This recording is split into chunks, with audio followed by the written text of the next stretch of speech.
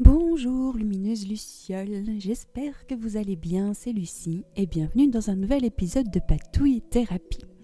Aujourd'hui, nous allons jouer dans ce gros journal que j'aime bien appeler l'extraordinaire journal de la vie ordinaire.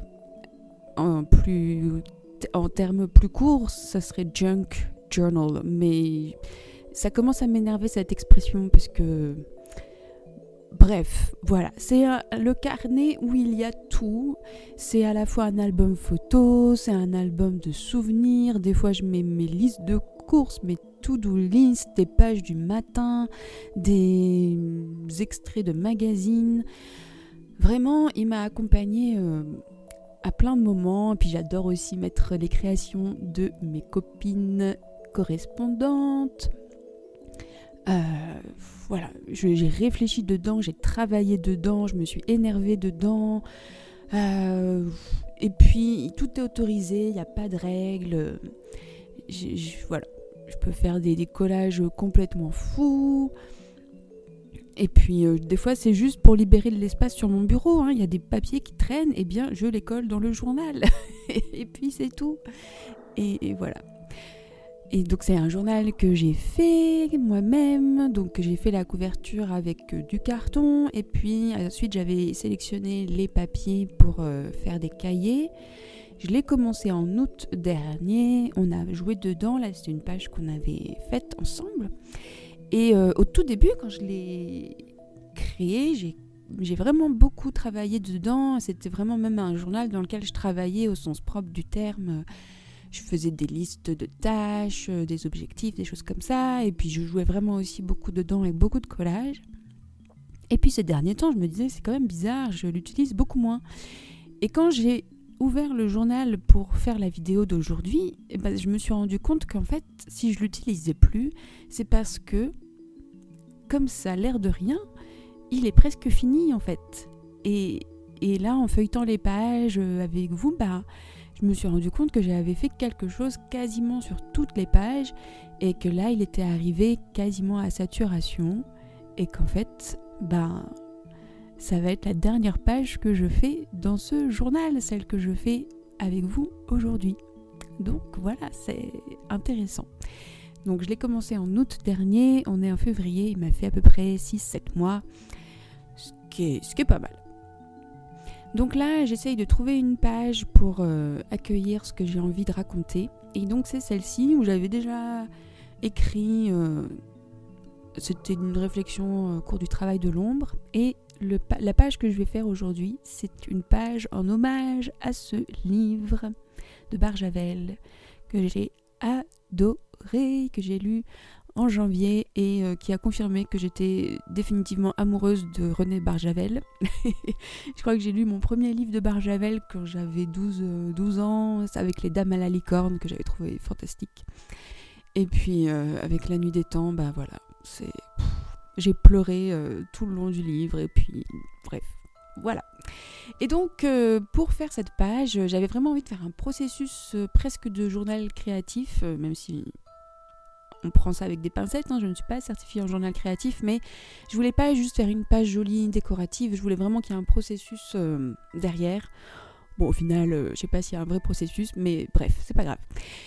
Donc j'ai commencé par faire une récolte d'images, et puis alors ça tombait très bien parce que j'avais ce magazine que j'avais acheté avant tout pour les illustrations d'Ulysse, de l'Odyssée, néoclassique et tout ça. Et en fait, à la fin, il y avait un article sur la science-fiction et les effondrements dans la fiction, les effondrements de la civilisation humaine. Et, super, il y avait un livre de Barjavel qui était présenté, qui est Ravage, qui est le seul que je n'ai pas encore lu. Enfin, le seul. Il y en a peut-être d'autres, mais en tout cas, je n'ai pas lu celui-là. Mais en tout cas, ça faisait une belle... un petit clin d'œil au livre et à la page que j'avais envie de faire. Donc évidemment, j'ai découpé ça. Et puis, j'ai découpé aussi des images qui me rappelaient le thème du livre. Donc, c'est de la science-fiction. Mais c'est de la science-fiction hyper poétique, avec plein d'humour. Et c'est de la science-fiction, mais on n'a pas l'impression de lire de la science-fiction. Enfin, vraiment, moi, je suis pas une grande amatrice de science-fiction. Et pourtant, j'en ai lu, en fait, quand je me suis... quand j'ai fait la page, du coup ça m'a fait réfléchir. Je me suis rendu compte que j'en avais lu quand même pas mal des livres de science-fiction, notamment les livres de Alain Damasio, que j'avais beaucoup aimé, notamment La Horde du Contrevent, magnifique. Mais c'est vrai que c'est pas le genre vers lequel je vais spontanément. Et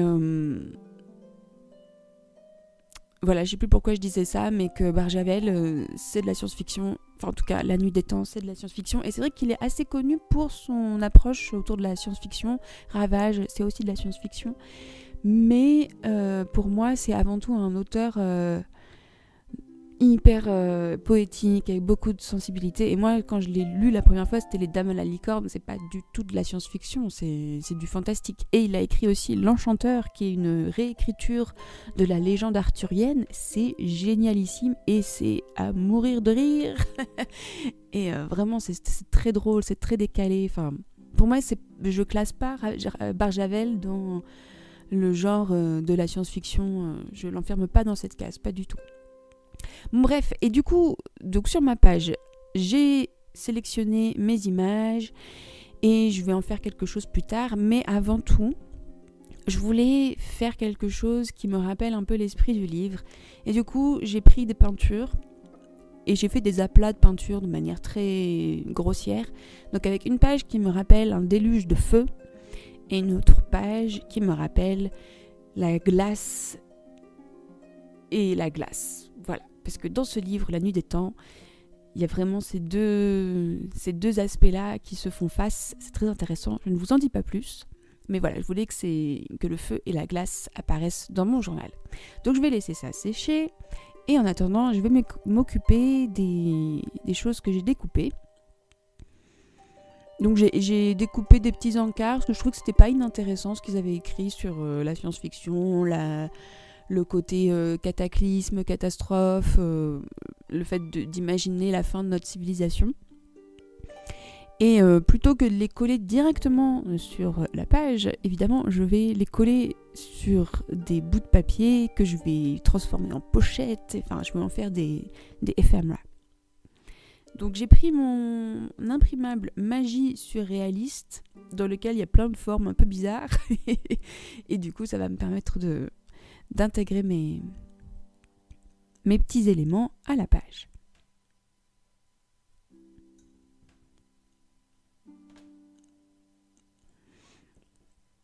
Donc pour renforcer le papier, parce que j'ai imprimé sur du papier d'imprimante, j'avais cette feuille dans laquelle j'avais laissé de la peinture, donc qui va me permettre de faire un fond pour mon tag.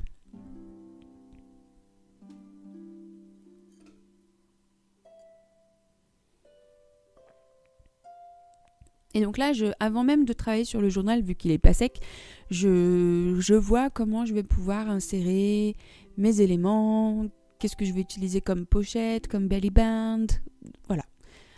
Donc on peut vraiment travailler en dehors du journal avec les éphémères et ensuite, une fois qu'on a les idées un peu claires, aller dans le journal pour créer notre page. Et je me dis que ça peut permettre d'enlever le côté perfectionniste ou la peur de se tromper, le fait de pouvoir travailler un peu en avance en dehors du journal. Donc je continue avec mes petits encarts et puis je fais le même procédé. Je colle un bout de papier derrière pour renforcer le papier de magazine qui lui est vraiment très très très très fin. Et puis je vais en faire des cartes en fait, comme des marque-pages ou des cartes de journaling. Je vais les mettre dans une pochette et en faire quelque chose où je vais pouvoir écrire derrière. Donc là, je découpe une forme de maison et cette petite maison va me permettre de faire en anglais, on appellerait ça un tuck spot, donc quelque chose où on peut caler un bout de papier. Et le thème de la maison, alors à la fois j'aime bien avoir des formes un peu tirées de la vie de tous les jours, mais là, dans le thème de la science-fiction, la maison, je trouvais que c'était un symbole assez fort parce que souvent en science-fiction, tout ce qui est connu est détruit. Et pour moi, la maison, c'est vraiment le symbole de ce qu'on connaît, de là où on est censé être en sécurité.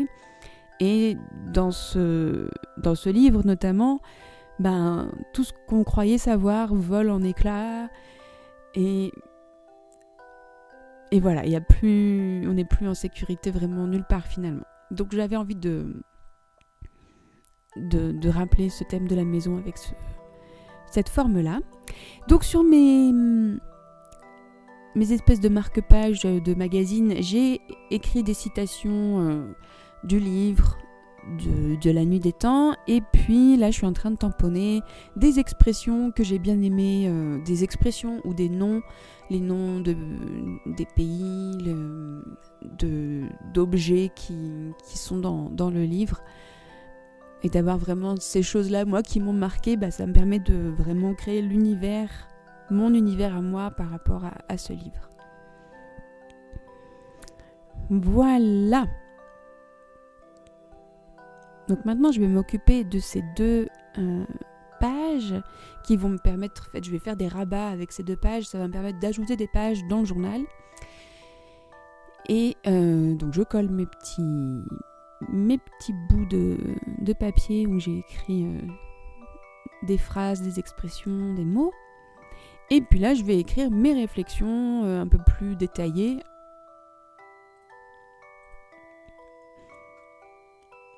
Mais quand je dis réflexion, en fait, c'était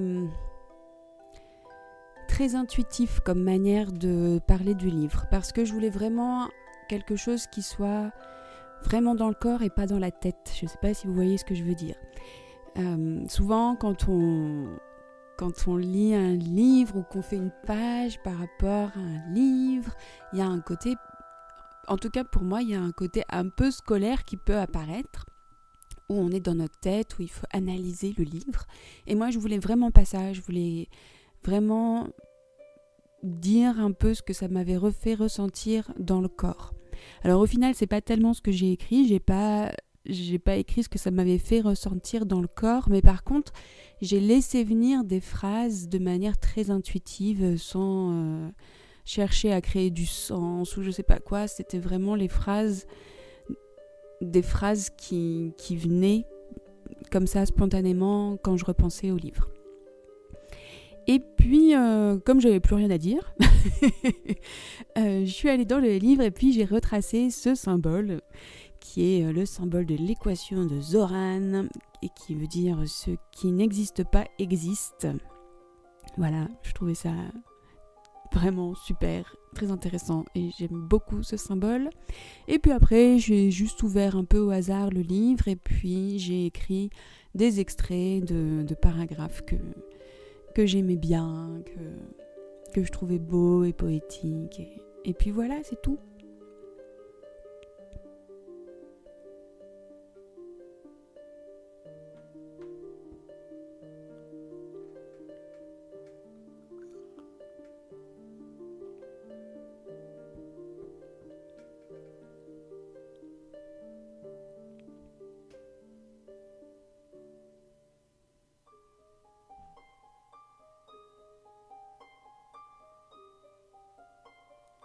Voilà, donc maintenant le journal est sec, on va donc pouvoir attacher tout ça à la page, aux pages.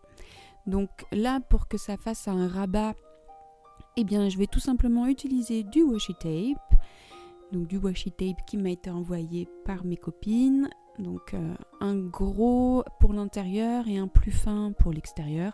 En tout cas, l'important, je trouve, c'est d'en mettre 2, un à l'intérieur, un à l'extérieur. Comme ça, on est sûr que ça tient bien. Donc voilà, ça fait une belle porte. Et puis ensuite, je vais mettre mes petits éphémères sur les 2 pages, glace et feu, sans me poser plus de questions que ça. Et voilà, j'aimais bien quand même le rappel de l'horloge, puisqu'on est dans la question du temps, la nuit des temps. Et voilà, je trouvais que c'était des petits rappels simples et qui... Voilà, c'est intéressant quand même d'avoir des rappels par rapport à ce qu'on est en train de journaliser. Et puis, donc là, je vais prendre encore des tampons lettres qui vont me permettre de noter le nom de l'auteur, Barjavel. Donc, comme c'est sûr, je vais tamponner directement sur la page. et qu'il y a eu de la peinture. Donc vous allez voir que moi, je n'ai pas peur de faire des grosses traces et des gros pâtés. Et puis ça a bavé un petit peu, donc bon, voilà. Si c'est pas votre truc, ne faites pas ça. Et puis ensuite, j'ai écrit donc le titre du livre avec un stylo gel à paillettes. Et puis j'ai collé des petites phrases et je sentais que j'avais encore besoin d'ajouter 2-3 petites choses pour vraiment clôturer la page. Et donc j'ai refait une récolte plutôt de mots cette fois-ci. Donc j'ai trouvé cette citation de Jules Renard, le vrai bonheur serait de se souvenir du présent. Donc on est toujours dans le rapport au temps, dans le fait de savourer le moment présent. J'ai une question qui dit où est le bien ? Parce que moi c'était un peu une des questions qui jaillissaient quand je lisais le livre. Et puis juste des mots comme lecture, livre, inspiration, imagination. Et puis voilà. Et après, une fois que j'avais collé tout ça, j'ai considéré que la boucle était bouclée et que j'avais vraiment fait sortir tout ce que j'avais besoin d'exprimer par rapport à ce livre.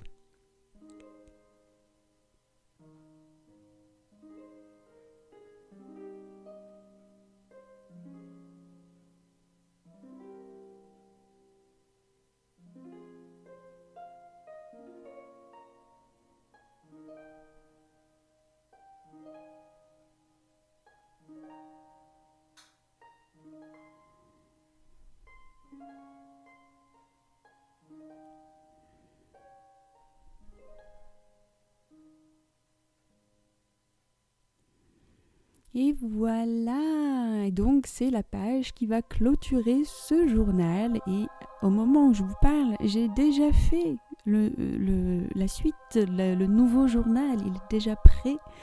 Et j'ai hâte de commencer à jouer dedans avec vous.